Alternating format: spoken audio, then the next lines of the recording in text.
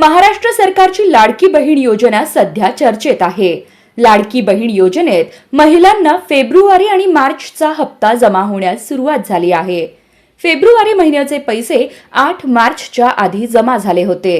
त्यानंतर आता मार्च महिन्याचा हप्ता जमा होण्यास सुरुवात झाली आहे।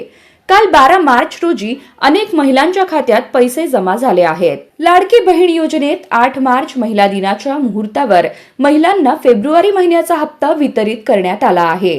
त्यानंतर 7 ते 12 मार्च पर्यंत 2 टप्प्यांमध्ये मार्च महिन्याचाही हप्ता दिला जाणार असल्याचं सांगितलं होतं। दरम्यान आता लाडक्या बहिणींना मार्च महिन्याचे पैसे येण्यास सुरुवात झाली आहे। महिलांच्या खात्यात पैसे जमा झाल्यावर बँकेचा मेसेज येतो। यावर 1500 रुपये क्रेडिट असा मेसेज येतो। जर हा मेसेज आला असेल तर तुम्हाला पैसे आले आहेत। तसंच तुम्ही बँकेत जाऊन अकाउंटमध्ये किती पैसे आहेत ते चेक करू शकता, जेणेकरून तुम्हाला समजेल की पैसे जमा झालेत की नाही। जर लाडक्या बहिणींच्या अकाउंटमध्ये पैसे जमा झाले नसतील तर त्यांचे अर्ज कदाचित बाद झालेले असू शकतात।